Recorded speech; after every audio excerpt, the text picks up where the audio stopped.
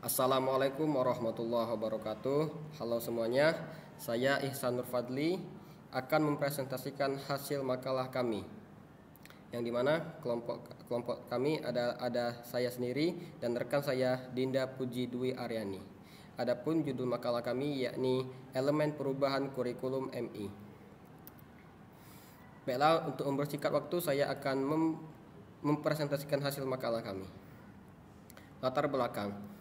Dalam menyongsong era yang dipenuhi dengan kemajuan teknologi dan perubahan sosial, penting bagi kurikulum MI untuk terus bertransformasi agar relevan dan efektif. Salah satu langkah penting dalam hal ini adalah penerapan kurikulum 2013 yang menekankan pembelajaran berbasis kompetensi dan pendekatan saintifik. Kurikulum ini tidak hanya menitik beratkan pada penguasaan pengetahuan, tetapi juga keterampilan dan sikap yang diperlukan dalam kehidupan sehari-hari. Secara keseluruhan, perubahan dalam kurikulum MI dan penetapan standar yang jelas adalah langkah penting dalam memastikan bahwa pendidikan MI mampu menghasilkan lulusan yang berkualitas dan siap menghadapi tantangan masa depan. Dengan terus mengikuti perkembangan zaman dan kebutuhan masyarakat, pendidikan MI diharapkan dapat terus bertransformasi untuk memberikan kontribusi yang positif bagi kemajuan bangsa dan negara. Adapun rumusan masalah dalam makalah kami adalah 1. Apa itu standar kompetensi lulusan?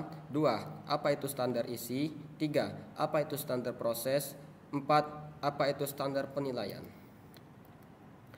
Baiklah, kita akan masuk pada subbab yang pertama. Standar kompetensi lulusan. Standar kompetensi lulusan merupakan paduan yang menggambarkan kemampuan yang diharapkan dimiliki oleh siswa saat menyelesaikan pendidikan pada suatu tingkat atau jenjang pendidikan tertentu. Dalam konteks pendidikan, standar kompetensi lulusan menjabarkan kemampuan inti yang harus dimiliki siswa sebagai hasil dari proses pembelajaran. Standar kompetensi lulusan berfungsi sebagai landasan untuk pengembangan kurikulum, perencanaan pembelajaran, dan evaluasi hasil belajar siswa. Pertama-tama, standar kompetensi lulusan menetapkan kemampuan akademik yang harus dimiliki oleh siswa di berbagai bidang studi, termasuk matematika, bahasa Indonesia, IPA, IPS, dan bahasa Inggris. Kemampuan akademik ini mencakup penguasaan konsep dan keterampilan dasar yang relevan dengan mata pelajaran tersebut. Aspek penting standar kompetensi lulusan MI. 1. Kemampuan akademik. Standar kompetensi lulusan menetapkan kemampuan dalam berbagai bidang studi seperti matematika, bahasa Indonesia, IPA, IPS, dan bahasa Inggris. Ini mencakup penguasaan konsep dan keterampilan dasar yang relevan dengan mata pelajaran tersebut. 2. Kemampuan keterampilan generik. Standar kompetensi lulusan juga menetapkan kemampuan keterampilan generik yang diperlukan dalam kehidupan sehari-hari dan dunia kerja, seperti kemampuan berpikir kritis, berkomunikasi efektif, bekerja sama dalam tim, dan pemecahan masalah. 3. Sikap dan nilai-nilai. Standar kompetensi lulusan mencakup aspek sikap dan nilai-nilai yang diharapkan dimiliki oleh siswa, seperti integritas, kejujuran, tanggung jawab, toleransi, dan rasa hormat terhadap perbedaan. Pendidikan karakter menjadi bagian integral dalam standar kompetensi lulusan ini. 4. Literasi digital. Mengingat pentingnya literasi digital dalam era teknologi, standar kompetensi lulusan juga menetapkan kemampuan literasi digital yang mencakup penggunaan teknologi informasi dan komunikasi, serta pengalaman tentang etika dan keamanan dalam berinternet. 5. Keterampilan abad ke-21. Standar kompetensi lulusan mencakup keterampilan abad ke-21 seperti keterampilan pemecahan masalah, kreativitas, adaptabilitas, berpikir sistemik, dan inovasi yang mencerminkan kebutuhan akan keterampilan yang relevan dengan tuntutan zaman modern. 6. Kemampuan sosial dan emosional. Standar kompetensi lulusan mengacu pada kemampuan sosial dan emosional siswa, termasuk kemampuan mengelola emosi, membangun hubungan yang baik dengan orang lain, serta memiliki empati dan kepekaan terhadap perasaan orang lain. 7. Pengembangan diri. Terakhir, standar kompetensi lulusan menetapkan kemampuan siswa dalam mengembangkan potensi diri, termasuk kemampuan mengidentifikasi minat, bakat, dan kelebihan individu, serta kemampuan merencanakan dan mengelola karir secara efektif. Baiklah, itu saja yang dapat saya presentasikan. Akan saya lanjutkan dengan rekan saya Dinda Puji Dwi Aryani.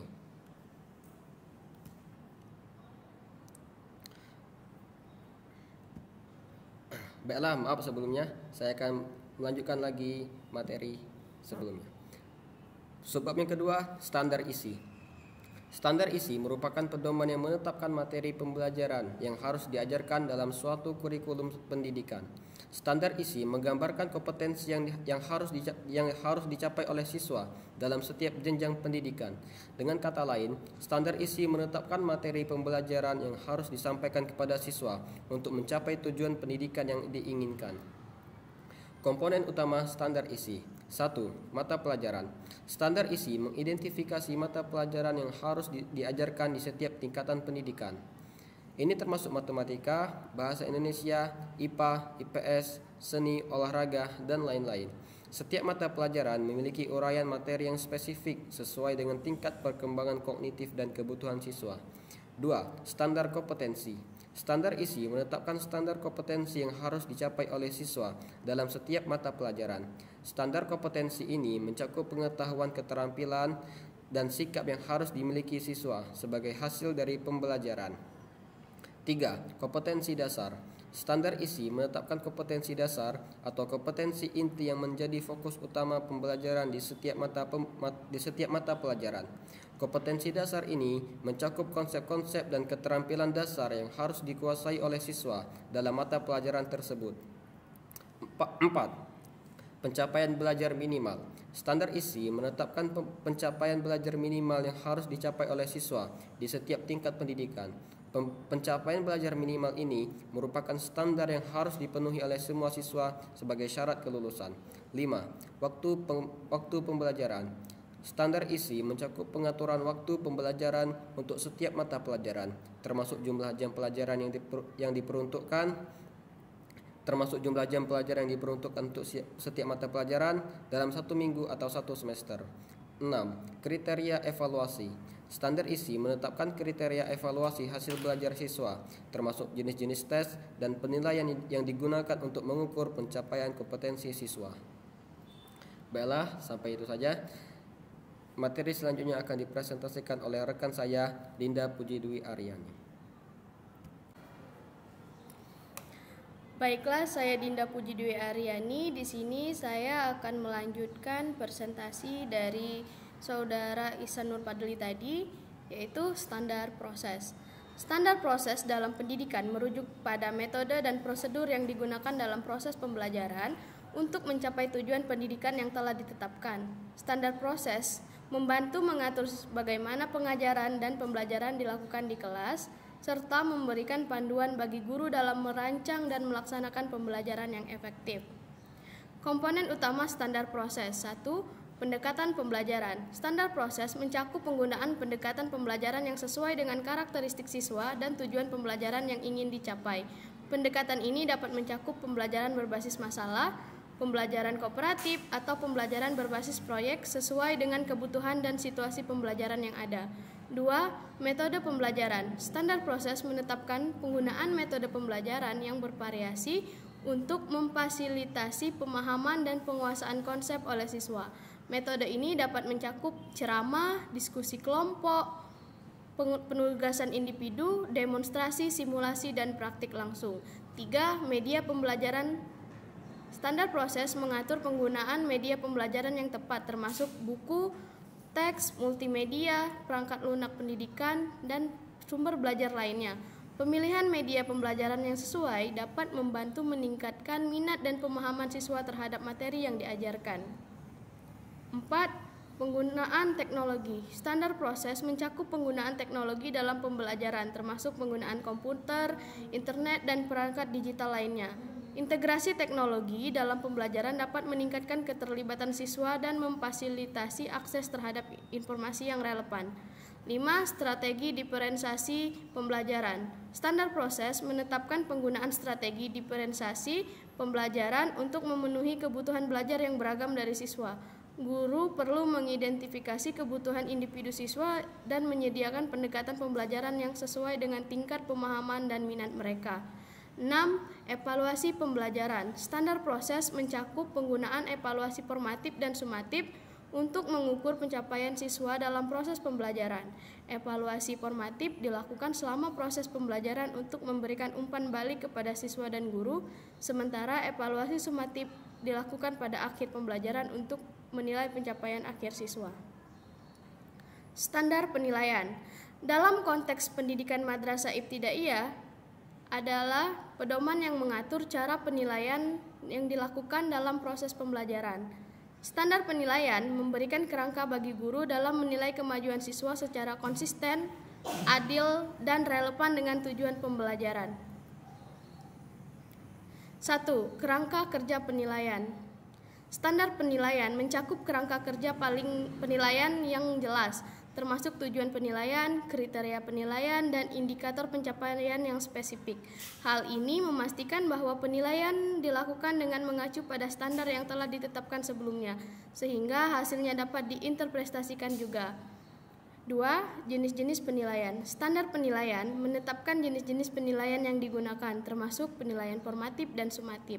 Penilaian formatif dilakukan selama proses pembelajaran untuk memberikan umpan balik kepada siswa dan guru, sementara penilaian sumatif dilakukan pada akhir pembelajaran untuk menilai pencapaian akhir siswa. 3. Alat penilaian. Standar penilaian mencakup penggunaan berbagai alat penilaian seperti tes tertulis, proyek, presentasi, observasi, dan portofolio. Pemilihan alat penilaian yang sesuai dengan tujuan pembelajaran dan karakteristik siswa merupakan bagian integral dari standar penilaian. 4. Keandalan dan validitas. Standar penilaian menetapkan standar keandalan dan validitas alat penilaian yang digunakan. Keandalan mengacu pada konsistensi hasil penilaian yang diperoleh dari alat penilaian yang sama, sedangkan validitas mengacu pada sejauh mana alat penilaian tersebut dapat mengukur apa yang seharusnya diukur. 5. Keadilan. Keadilan penilaian. Standar penilaian mencakup prinsip keadilan dalam penilaian, yang menjamin bahwa semua siswa diperlakukan secara adil dan setara dalam proses penilaian. Hal ini melibatkan penggunaan kriteria penilaian yang objektif dan tidak diskriminatif, serta penyediaan kesempatan yang sama bagi semua siswa untuk menunjukkan pencapaian mereka. 6. Umpan balik. Standar penilaian menetapkan prosedur untuk memberikan umpan balik kepada siswa setelah melakukan penilaian. Umpan balik ini bertujuan untuk membantu siswa memahami kekuatan dan kelemahan mereka serta memberikan arahan untuk perbaikan di masa depan. 7. Pelaporan hasil. Standar penilaian juga mencakup prosedur untuk merekam dan melaporkan hasil penilaian kepada berbagai pihak yang berkepentingan, termasuk siswa, orang tua, dan pihak sekolah. Laporan penilaian harus disampaikan secara transparan dan dapat dipahami oleh semua pihak terkait. Dengan mematuhi standar penilaian ini, proses penilaian dapat dilakukan dengan efektif dan dapat memberikan informasi yang akurat tentang kemajuan siswa serta memberikan dasar yang kuat untuk pengambilan keputusan terkait pembelajaran dan pengembangan kurikulum. Ini penting untuk memastikan bahwa siswa dapat mendapatkan bimbingan dan dukungan yang tepat untuk mencapai potensi maksimal mereka dalam proses pembelajaran. Mungkin itu saja materi dari kelompok kami. Kami akhiri. Wabillahi taufiq wal hidayah. Wassalamualaikum warahmatullahi wabarakatuh.